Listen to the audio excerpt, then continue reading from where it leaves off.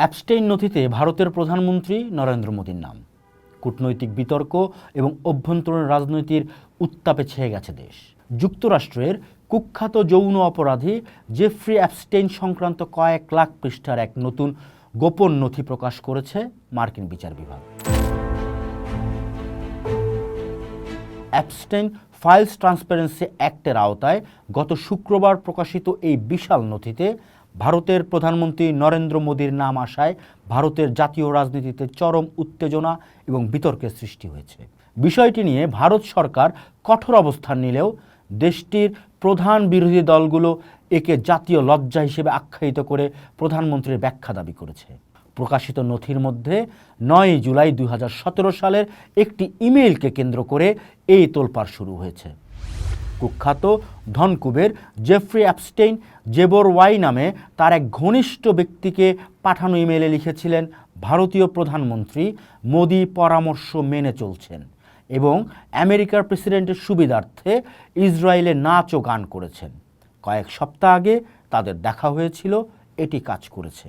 ঘটনার প্রেক্ষাপট বিশ্লেষণে দেখা যায় 2017 সালের জুন মাসের শেষে প্রধানমন্ত্রী মোদি যুক্তরাষ্ট্র সফর করে তৎকালীন প্রেসিডেন্ট ডোনাল্ড ট্রাম্পের সাথে বৈঠক করেন। এর ঠিক পরেই জুলাইয়ের শুরুতে তিনি ঐতিহাসিক ইসরায়েল সফরে যান। অ্যাপস্টেইনের ইমেইলে উল্লেখিত তারিখ ও সফরের সময়ের এই অদ্ভুত মিলকে ঘিরেই প্রশ্ন তুলেছে ভারতের বিরোধী পক্ষ। কংগ্রেসের দাবি, ট্রাম্পের সঙ্গে সাক্ষাতের সময় অ্যাপস্টেইনের কোনো গোপন প্রভাব এবং মধ্যস্থতা ছিল কিনা তা খতিয়ে দেখা প্রয়োজন। ভারতের পররাষ্ট্র মন্ত্রণালয় এই অভিযোগকে সরাসরি ভিত্তিহীন ও নিন্দনীয় বলে প্রত্যাখ্যান করেছে। মন্ত্রণালয়ের মুখপাত্র রণধীর জয়সওয়াল এক ভিডিও বিবৃতিতে জানান, এই দাবির কোনো বিশ্বাসযোগ্যতা নেই।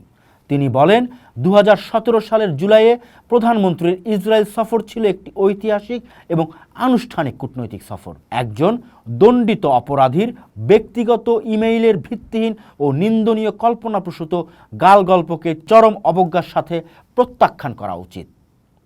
সরকারের পক্ষ থেকে বলা হয়েছে, প্রভাবশালী ব্যক্তিদের সঙ্গে নিজের ঘনিষ্ঠতা প্রমাণের জন্য অ্যাপস্টেইন প্রায় এমন অতিরঞ্জিত বা মন গড়া তথ্য ব্যবহার করতেন এবং এই ইমেইলটি তেমনই একটি ভিত্তিহীন দাবি ছাড়া আর কিছুই নয়। এই ঘটনাকে কেন্দ্র করে কংগ্রেস ও তৃণমূল কংগ্রেস সহ বিরোধী দলগুলো মোদী সরকারের উপর তীব্র আক্রমণ শানিয়েছে। কংগ্রেস নেতা পবন খেরা সামাজিক যোগাযোগ মাধ্যমে লিখেছেন, অ্যাপস্টেইনের ফাইলে প্রধানমন্ত্রীর নাম থাকাটা ভারতের জন্য জাতীয় লজ্জা।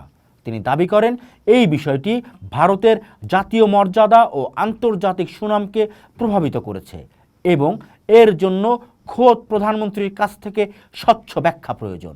রাজ্যসভা সদস্য জয়রাম রমেশও এই বিষয়ে সরকারের কাছে আরও স্পষ্ট ব্যাখ্যা চেয়েছেন। অন্যদিকে তৃণমূল কংগ্রেস প্রধানমন্ত্রীর জিরো টলারেন্স নীতিকে কটাক্ষ করে একে গণতন্ত্রের জন্য অশনি সংকেত বলে অভিহিত করেছেন। তৃণমূলের পক্ষ থেকে দাবি করা হয়েছে, যদি এই তথ্যের মধ্যে সামান্যতম সত্যতা থাকে তবে নৈতিকতার খাতিরে প্রধানমন্ত্রীর পদ থেকে সরে দাঁড়িয়ে নিজেকে পূর্ণাঙ্গ তদন্তের মুখোমুখি করা উচিত।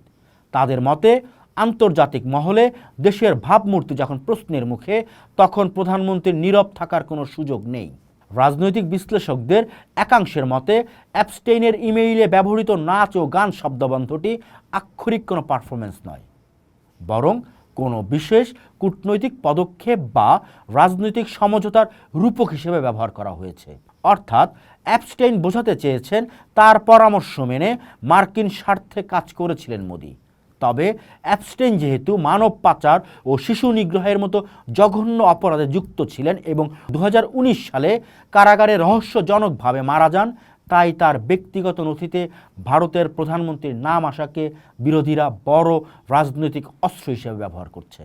যুক্তরাষ্ট্রের নতুন ট্রান্সপারেন্সি আইন অনুসারে প্রকাশিত এই নথিগুলোতে কেবল মোদিই নন, Donald Trump, Bill Gates, Elon Musk এবং প্রিন্স অ্যান্ড্রুর মতো বিশ্বের বহু প্রভাবশালী ব্যক্তির নাম উঠে এসেছে। তবে ভারতের ক্ষেত্রে এটি সার্বভৌম ও কূটনৈতিক স্বচ্ছতার প্রশ্ন হয়ে দাঁড়িয়েছে। সরকার একে অপরাধীর আবোল তাবোল বকবকানি বলে উড়িয়ে দিলেও তথ্যের সত্যতা যাচাইয়ের দাবিতে বিরোধীদের সরব উপস্থিতি ভারতীয় রাজনীতিতে নতুন মেরুকরণ তৈরি করেছে। আন্তর্জাতিক মহলে ভারতের ভাবমূর্তি রক্ষায় এই বিতর্ক আগামী দিনে কতদূর গড়ায় সেটি এখন মূলত দেখার বিষয়। পোস্ট দেখুন, ভাবুন, করুন। থাকুন পোস্টের সাথেই।